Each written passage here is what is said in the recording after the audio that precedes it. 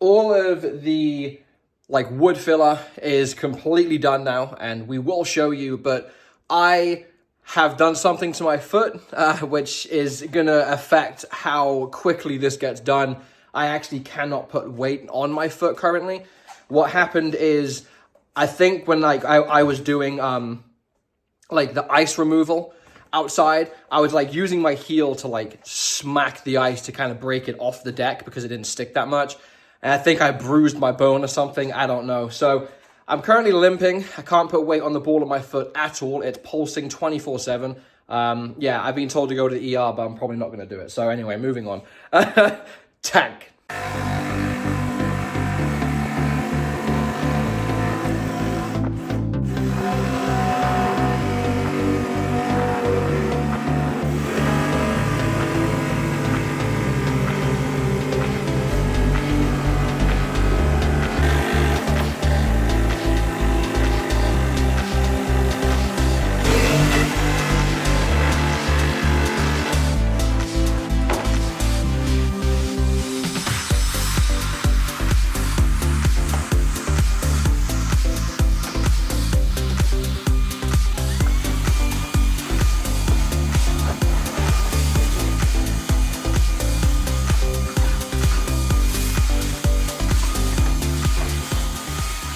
I just wanted to tune in real quick after sawzawing the window that you just saw. I went ahead and started filling in all of the nail head screws that are inside the aquarium. I'm not gonna worry about the ones obviously on the sides here because I'm getting some nice wood and it's gonna cover up. I'm gonna frame in the whole window here, but I just wanted to show you what it looked like.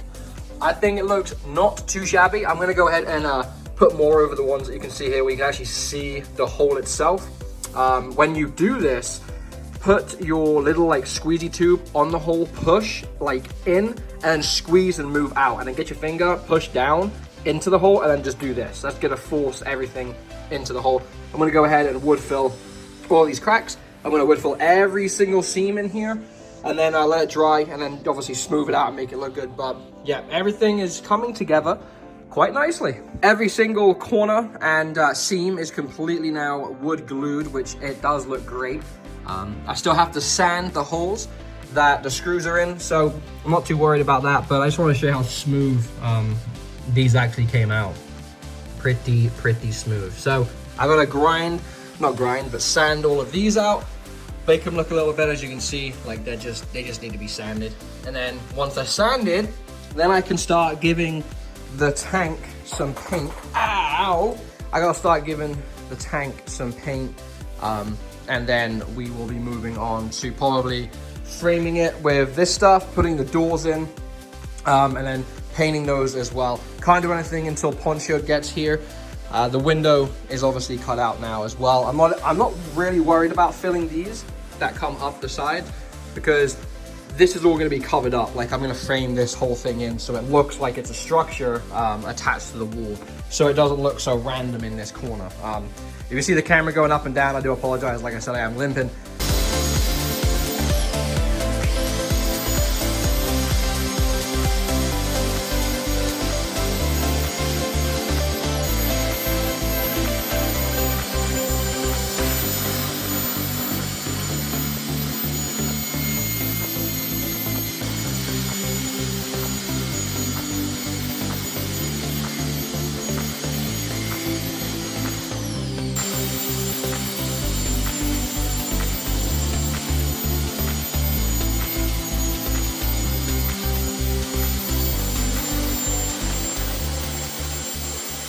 Will say, if you end up doing what I'm doing here with the wood glue filler, whatever it is, or like the wood glue filler, you can do it, but just know you're gonna need so much more. Like I bought 2 of these and it got me all of the holes around the whole tank.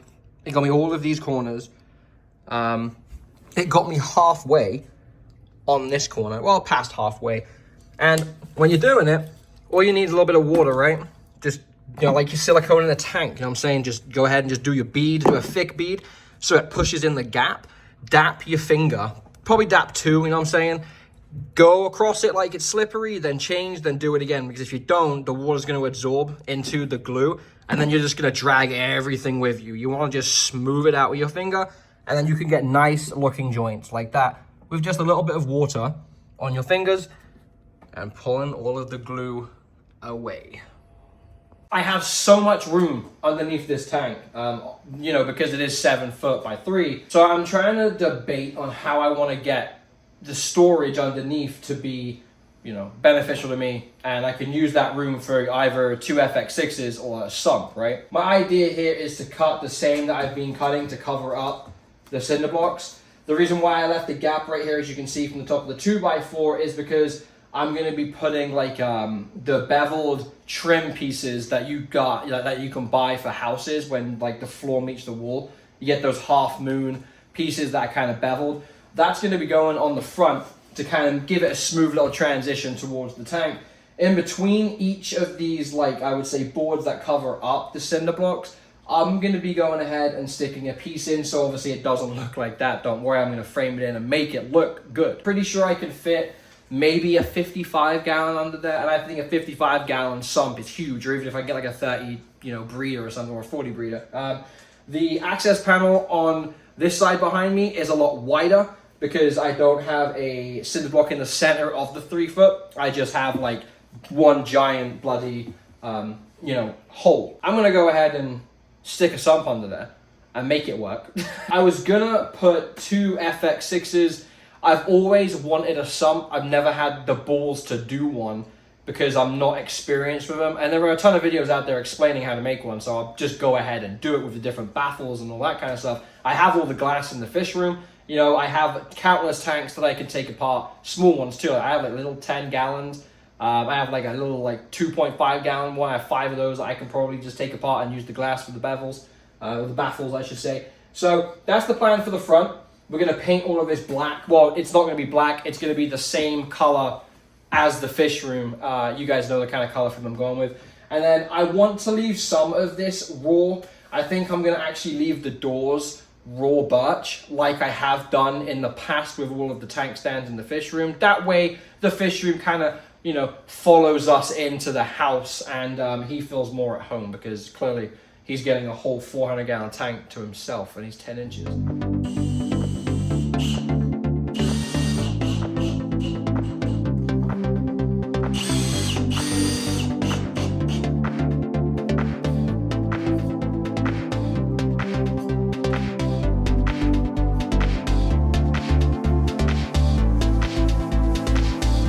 We are now framing in the front side.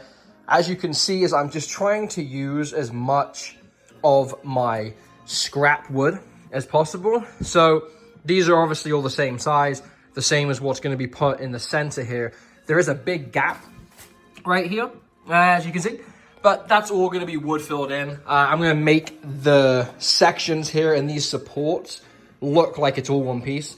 It's just scrap wood I have, and I'm not going to go and buy a brand new sheet for $80 just to cut it up so it's all one piece. So all we're doing, it was just gonna cut out sections. We're gonna screw them in, wood fill all the holes, wood fill all of the gaps, sand it down so that it will look like one continuous sheet that is on the front side of the tank.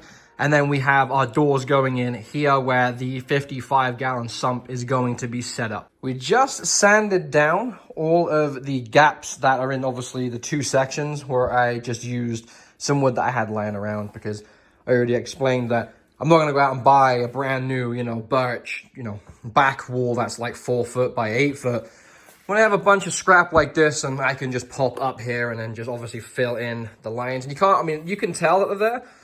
But, sorry, I'm out of breath. I'm sanding, obviously, and it is a very tiring job. But as you can see, it is smooth. I don't really know. I mean, you can kind of tell where the joints meet because of where it changes colors. But besides that, when there's paint on it, you aren't really going to tell. You might be able to tell right there. I should actually sand that down a little bit, maybe fill in that hole.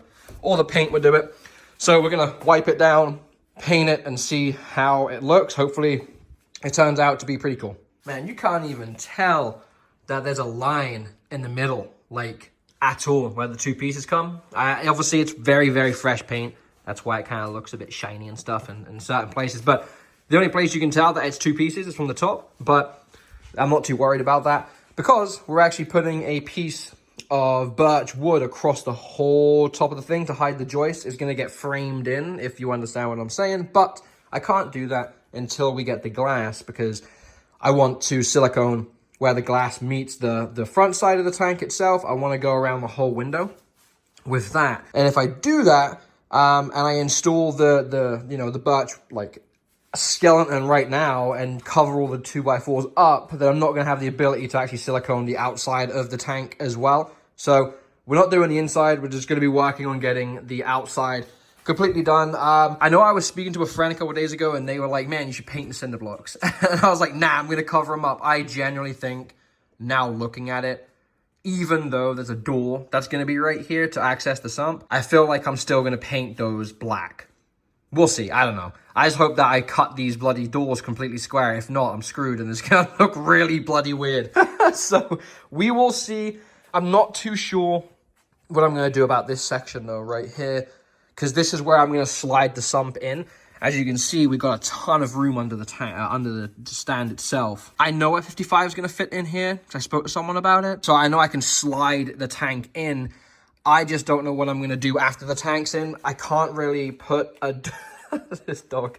I can't really put a door here, because obviously the countertop for the fireplace here is currently like right here. I might have to do like a 2-door thing, if that makes sense, and see the measurements from this cinder block to that corner, and then maybe put a piece of wood from here over and then stop it right where that corner is, right where his nose is, and then just do a little door for this section and just have it open up, like, you know, away from me. That way I can access it. And then it's obviously all completely boxed off, because we do have 2 cats and they are kind of wild. So I'd hate to one of the cats to get under there and fall in the sump or something like that. So yeah, that's the progress so far. I think we're going to go ahead and start cutting all of these sections out, frame the window in on the outside. Obviously, this is we can only do this because Pond Shield hasn't shown up yet. So I do have a bit more sanding to do on the inside. As you can see, with like the holes kind of need to be sanded a little bit. Done these right here. Done all of those. Done the sides. It looks great. And I'm super pumped. I'm super excited. I can't wait for this to be finished. But it's going to take a time. It's going to take some time. Not the time, but it's going to take a lot of time. But besides that, I think I'm very happy with it so far. Like, it looks so good from a distance. It really does. And like I said, you cannot see where those 2 boards come intact with the other 3. You just can't. And it looks so good. Like, look at this. You cannot see it. I'm so proud of myself right now.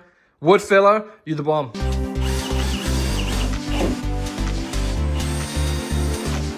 I did just realize after putting that panel on that when I leak test this, I'm not really going to be able to tell where it's leaking from because I have these panels on. So as far as like framing it in, I call this part framing, like finishing the whole tank. I think I'm going to hold off on framing the rest of this in because, yeah, I'm not going to be able to see if there's any leaks coming from the front because they're obviously going to leak like through here, right? Sorry, through here. And now I have this giant front panel on. I won't be able to tell if it's leaking or not unless it drips on the floor. So I'm going to hold off on all of the framing until that stuff comes. So